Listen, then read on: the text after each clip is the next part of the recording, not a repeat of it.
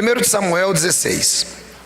Eu quero fazer algumas considerações com você sobre o reinado inicial de Davi. Só para você ter um fundo histórico, o que aconteceu aqui? No capítulo 15 de 1 de Samuel, Deus havia falado para Saul que era para Saul acabar com os amalequitas de uma vez por todas. E Saul, ele resolveu preservar o Agag, rei de Amaleque, e mais um monte de coisas, o rebanho, tal. E aí Deus manda ungir Davi. Mas tem umas coisas na Bíblia, irmão, que são muito engraçadas. E até parecem ser contraditórias se você não entender bem aquilo que o projeto de Deus. Então deixa eu deixar uma coisa clara para vocês, que isso aqui a gente não pode abrir mão. Deus é soberano. Quem crê nisso? Amém. Deus é soberano, irmãos. Então, nós temos uma filosofia soberanista.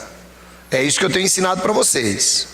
Dentro da soberania de Deus, Deus, ele decreta as coisas no sentido de que elas acontecerão exatamente como ele quer.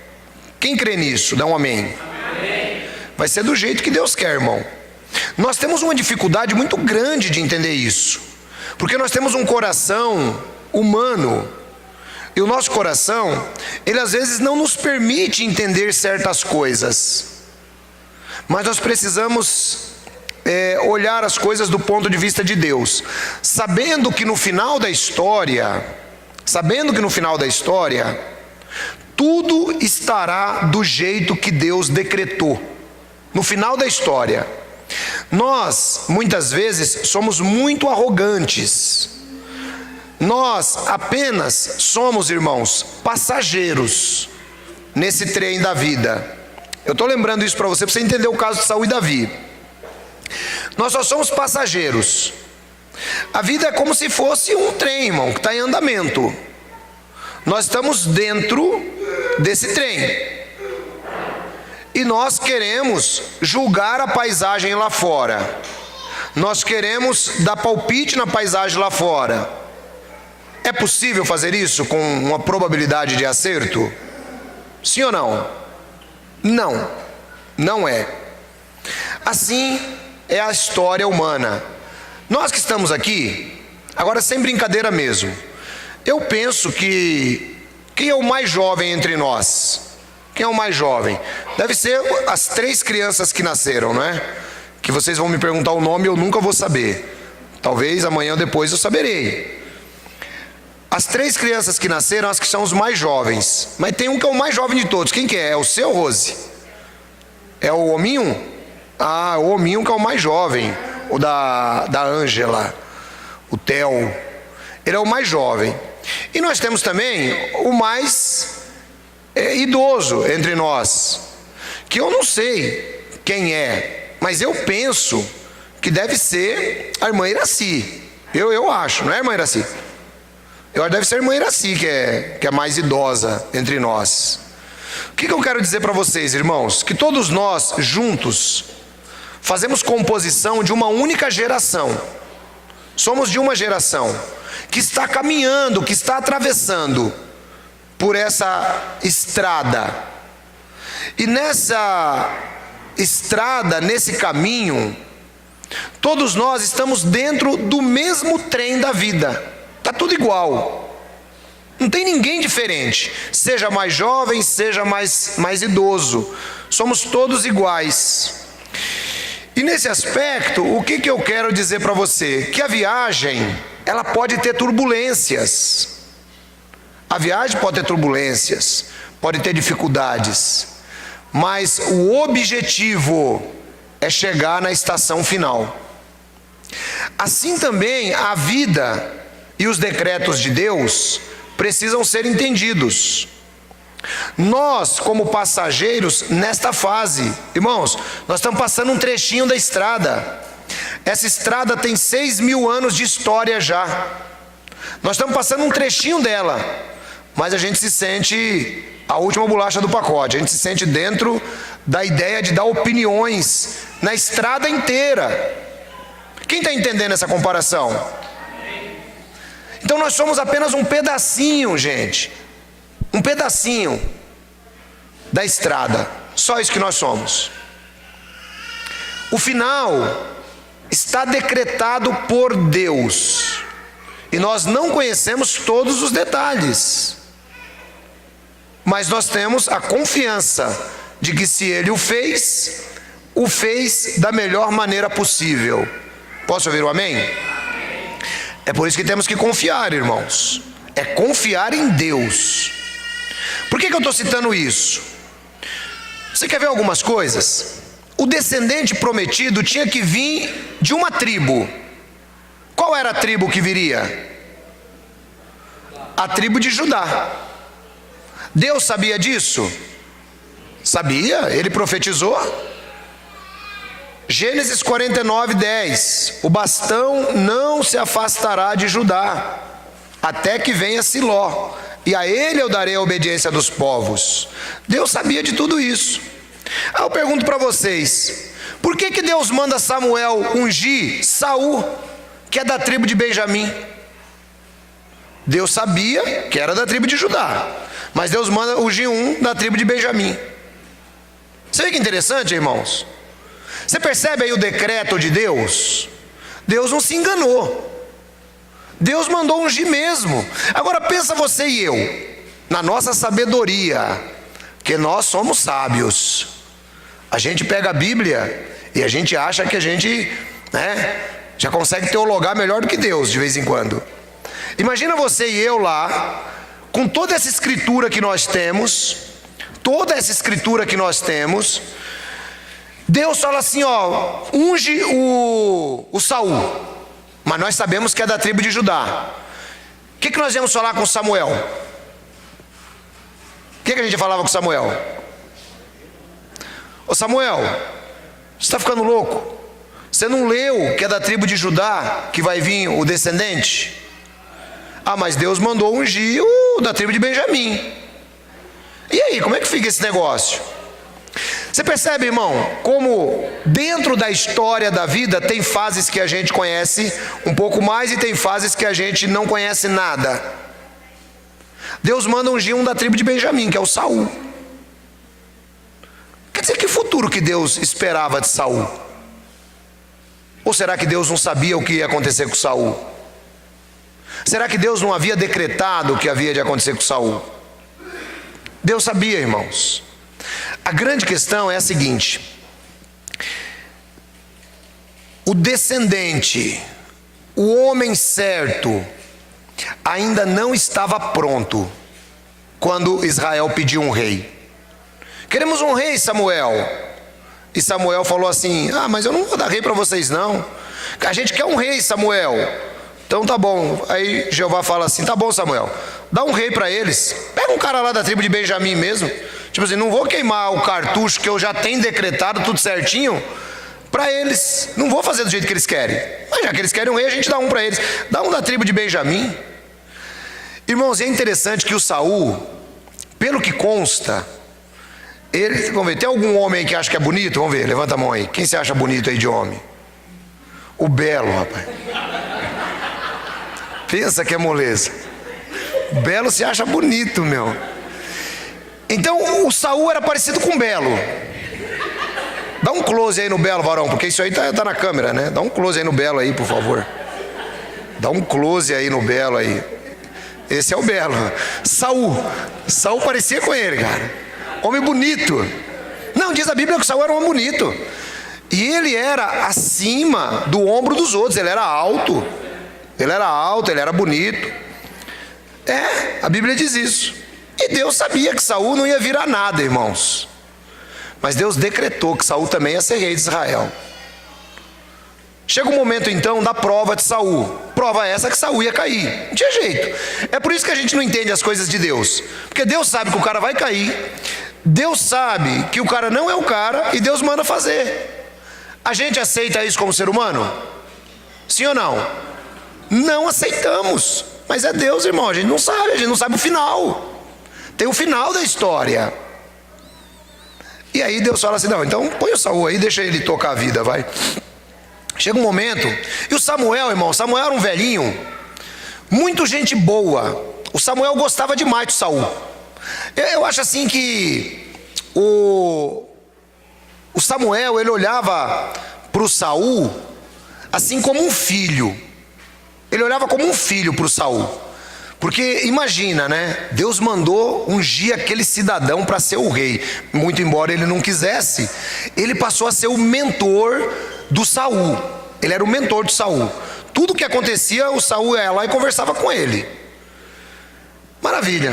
Um dia Deus fala assim para o Samuel: Samuel, vai lá e fala para o seu filho, cujo nome é Saul, que é para ele entrar na terra dos amalequitas. Esses amalequitas têm uma dívida comigo. Esse pessoal atrapalhou Moisés lá atrás, quando Moisés queria atravessar a terra deles. E eu falei que eu ia acertar as contas com os amalequitas. E agora o Saul vai acertar.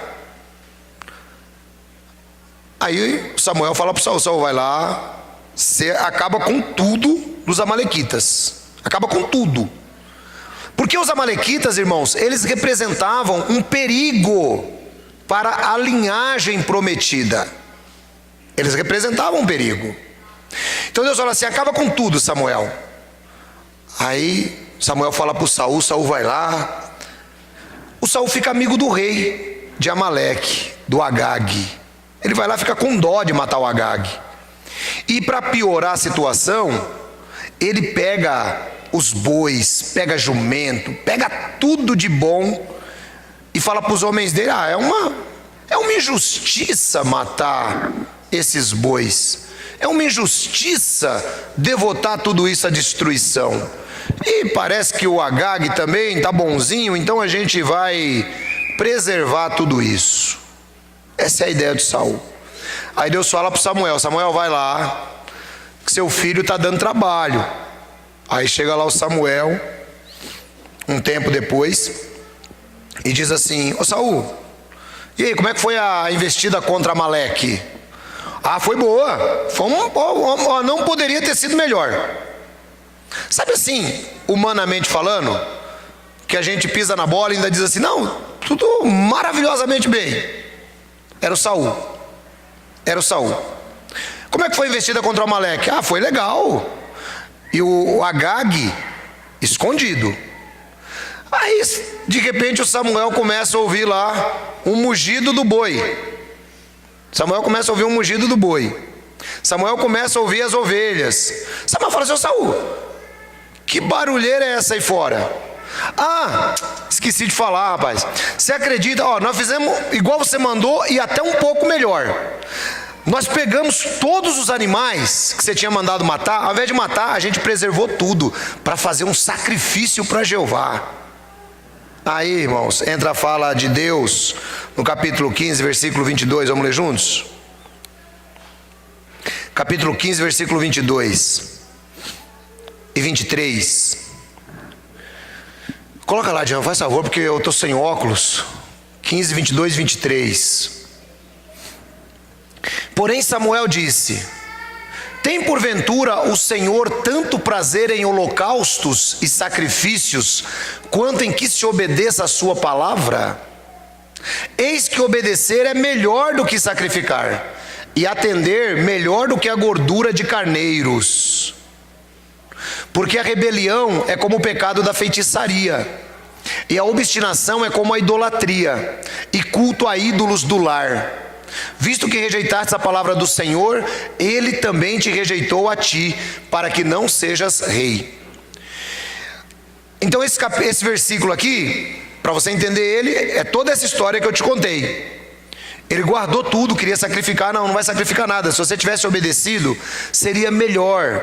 Irmãos, nesse aspecto aqui nós podemos tirar uma lição. Sabe, às vezes são coisas que não são tão grandes, mas nós temos que aprender a obedecer. Nós vivemos hoje em um mundo onde ninguém obedece nada, ninguém obedece ninguém. Concorda comigo? As crianças não querem obedecer os professores. Na empresa, as pessoas não querem obedecer à chefia, obedece sempre de cara feia. Na igreja, ninguém quer obedecer mais o padre, ninguém obedece o pastor. Ninguém quer obedecer mais ninguém. Esse negócio de obediência virou coisa do passado. Eu faço o que eu quero, a cabeça é minha, o problema é meu. Não é assim o mundo que nós vivemos hoje?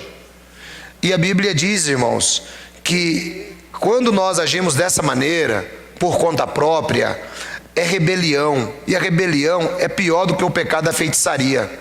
Sabe por quê? Porque não tem ninguém tão bom, não tem ninguém tão autônomo, que consiga tomar decisões sozinho e que ela consiga dar completamente certo. Quem já tomou uma decisão sozinho e depois viu que tinha dado erro aí? Levanta a mão, vamos ver.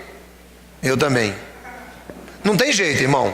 É por isso que a Bíblia diz que na multidão de conselheiros há consecução. Esses dias um irmão mandou assim para mim no WhatsApp: irmãos, orem por mim, porque vou tomar uma decisão importante hoje, em relação à minha empresa. Eu respondi para ele assim, o Provérbios, vai me fugir aqui agora, acho que é Provérbios 15 ou 22. Na multidão de conselheiros há consecução. Tipo assim, o que eu estou querendo dizer para ele? Meu irmão, não adianta eu ficar orando não. É besteira esse negócio de ore por mim porque eu vou tomar uma decisão. Ou você se aconselha e pega o conselho para você, ou então não tem jeito, irmão. Você espera o quê? Uma operação miraculosa da parte de Deus, para Deus fazer você fazer aquilo que talvez você não quer fazer? Porque a gente é assim. Perceba, nós queremos fazer sempre o certo ou o errado. A gente pensa que quer fazer o certo, mas a gente quer fazer o errado, né? A gente sempre quer fazer o errado, irmão. Quando você pega a decisão assim, ó, o certo e o errado, você sabe o que é o certo, mas você tem sempre uma puxada para fazer o errado. Ou tem alguém diferente aqui nessa igreja? É desse jeito aí, irmão. Você sabe que o negócio ali é contramão, você sabe que é, mas você precisa chegar mais rápido. Sua cabeça sabe que é contramão, mas você precisa chegar mais rápido. Você para na esquina e não vem um carro, o que você faz? Entra naquele pedacinho de contramão. A gente é desse jeito, ser humano é desse jeito, e vai ser assim até Jesus voltar. Então o que acontece? O que eu estou tentando te mostrar? Que quando você tem aconselhamento perito, principalmente baseado na palavra de Deus, você consegue resolver seus problemas muito mais fáceis. Eu participo, irmãos, em aconselhar muita gente. E se conselho fosse bom, não se dava, vendia. E se eu vendesse conselho, eu acho que eu era o cara mais rico do mundo. Aí o que acontece? Às vezes você vai aconselhar a pessoa te pede o conselho. Aí você aconselha, ele tem um contraponto ao conselho. Aí você muda o conselho, ele tem outro contraponto ao conselho. Aí você muda o conselho, ele tem outro contraponto ao conselho. Eu chego à decisão que o camarada não quer conselho, ele quer discutir o ponto de vista dele. Então é mais fazer, vamos discutir meu ponto de vista, ver se está bom ou se está errado. Se é mais certo. E o Saul, ele não faz nem isso. Ele sabia de tudo o que tinha que ser feito, mas ele inventou uma história ainda dizendo que estava querendo agradar a Jeová, dizendo que ia fazer sacrifícios para Jeová. Então, irmãos, quando você se deparar da próxima vez com situações que você vê que são importantes para você, pensa nisso. Pensa em buscar conselho perito, pessoas que você realmente confie, pessoas que não vão expor os seus pensamentos para ninguém, para que você possa ter consecução. Não adianta falar assim, pastor, ora por mim porque eu estou indo para uma decisão difícil. Bom, eu oro, mas quem vai decidir? É Deus ou é você? É você. É o caso de Samuel e Saul. Então Saul, ele decide, e decide errado. E Deus fala assim, eu não quero mais o Saul como rei. Aí você fala, mas Deus não queria mais o Saul como rei. Mas Deus nunca quis o Saul como rei, irmão. Desde o dia que Deus mandou ungir Saul, Deus não queria Saul como rei. O Saul era só um quebra-galho, até chegar aquele que realmente era o homem segundo o coração de Deus. É aqui que eu te digo em questão de decretos de Deus, que a gente às vezes não entende, porque você pega essa história, você lê, você acha assim, puxa vida, o Saul perdeu o cargo à toa. Não perdeu o cargo à toa. O Saul nunca deveria nem estar naquele cargo. O Saul entrou naquele cargo em desobediência do povo. O Saul entrou no cargo em desobediência do povo. Pela desobediência do povo, Saul saiu pelo mesmo pecado do povo, que foi a desobediência. Agora Deus fala assim, agora eu preciso trabalhar nessa questão, e agora eu vou pôr o meu rei. Aí é outra história. Irmão, e olha, que eu digo para vocês, que eu falei hoje, quando Deus trabalha, quando você deixa Deus trabalhar, irmão, na nossa humanidade, as coisas parecem até que são erradas, mas quando Deus está trabalhando, você não sabe o quanto o errado vai fazer com que apareça o certo lá na frente. É aquele velho ditado, Deus escreve certo por linhas tortas. E é verdade. Porque quem pega a história de Saul e pega a história de Davi, quem conhece bem a história de Davi aí? Levanta a mão. Levanta a mão, quem conhece? Alguns irmãos. Ô Vanderlei, quem pecou mais, Davi ou Saul? No nosso ponto de vista, foi Davi. Você pega, foi o Davi, irmão, não tem capacidade. Irmão, por isso que eu digo que a gente tem que ser humilde e entender decreto de Deus nas coisas.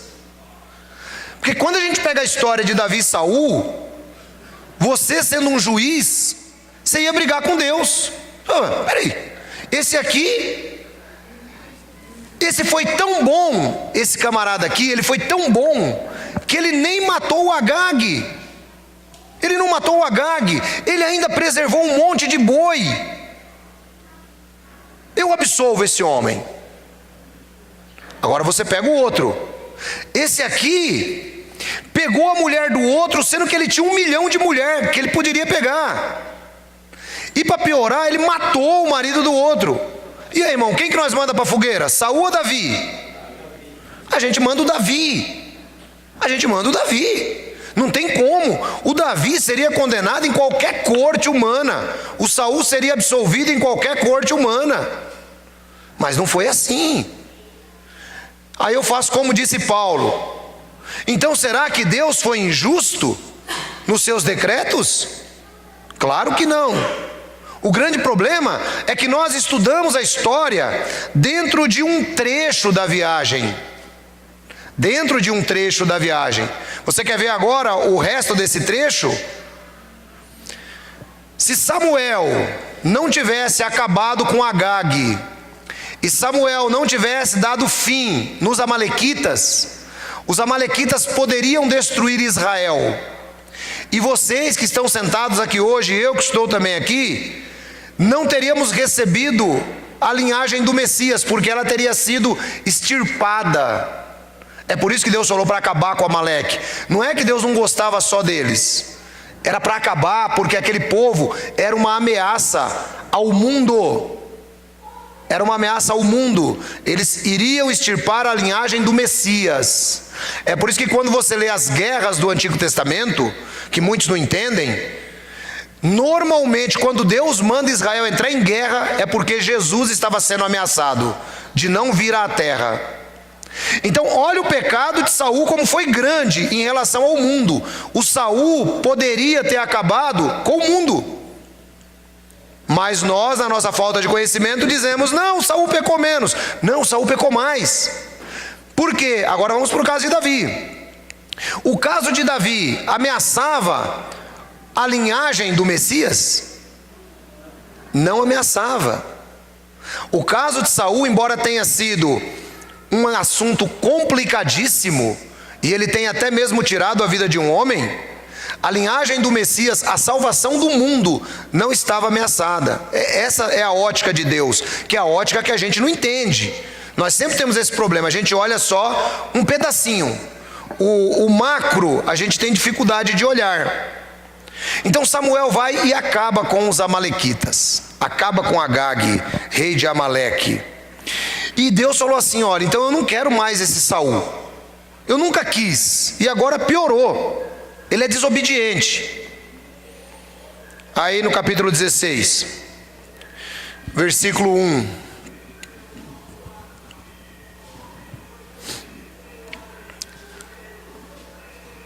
Disse o Senhor a Samuel: até quando terás pena de Saul, havendo-o eu rejeitado, para que não reine sobre Israel?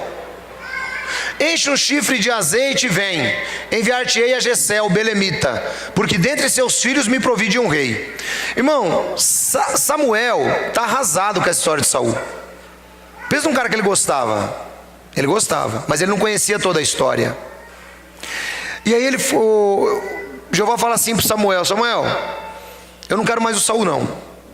O Samuel, irmão, passa a noite chorando, triste. Aí Deus fala assim: Samuel, até quando você vai ficar com esse negócio? Eu já rejeitei o Saul. Tipo assim, o rei ainda sou eu. O Saul é simplesmente um ser humano que eu coloquei lá no momento que pediram. Mas eu não quero mais ele. Então você, Samuel, que é o meu profeta, tem que entender que a minha ordem é uma ordem por decreto eterno, e eu tenho propósito nisso. Até quando você vai ficar chorando por causa do Saul?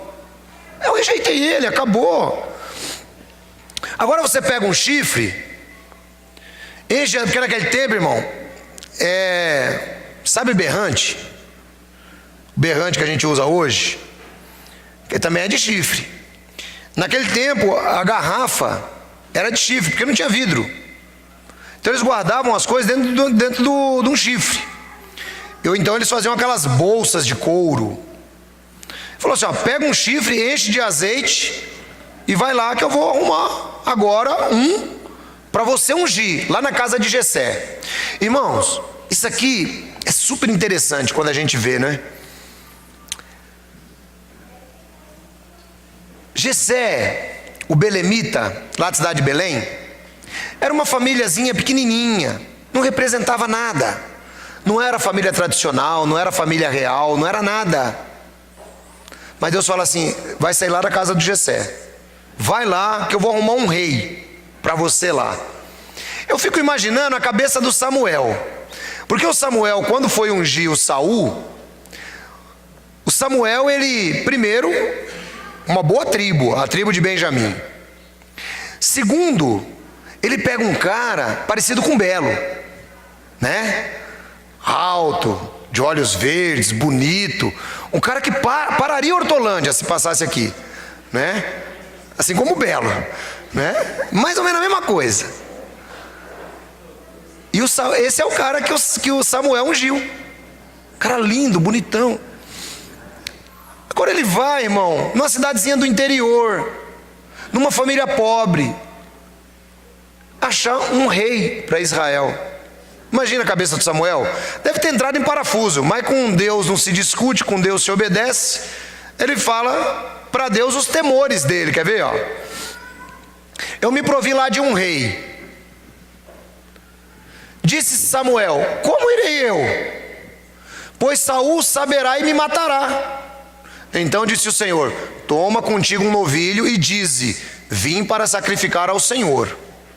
Irmão, olha o temor de Samuel, tadinho. Ele é amigo de Saul, ele gosta de Saul. Só que aí ele fala assim: Jeová, se o Saul souber que eu fui ungir um outro rei, isso é conspiração. O rei está vivo, está empossado, o trono é dele, e agora eu vou ungir um caipira lá daquela cidadezinha lá de Belém. É isso que o senhor está falando para mim? Deus falou: é isso aí mesmo que você está entendendo. E como que eu faço então? Você vê, irmão, como é que Deus é, né? É isso que eu acho interessante em Deus, que a gente não entende. O que Deus poderia ter feito, irmãos? Deus não poderia ter tomado um monte de atitude soberana? Poderia, né? Ele falava assim: Samuel, fica tranquilo, eu vou mandar matar o Saul hoje, e aí ele não vai te perseguir. Samuel, fica tranquilo, eu vou fazer o seguinte: eu vou criar uma bolha de proteção em você, e você vai lá, e aí os soldados do Saul vão vir, vão fincar a espada e nunca vai furar. Não poderia fazer isso? Samuel, vou fazer o seguinte: vou fazer sua pele ficar mais dura do que a do Leviatã, uma espada nenhuma vai entrar em você, você pode ir sossegado. É isso que Deus faz? Não. Deus trabalha na nossa humanidade, irmãos. Olha que legal isso. Deus trabalha na humanidade de Samuel. Eu vou lá, e o Saul sabendo, o que eu faço? Me mata. Então tá bom. Você faz o seguinte: fala para o Saul que você está indo em Belém fazer um sacrifício para mim. Está tudo certo. Quem entendeu essa história aí?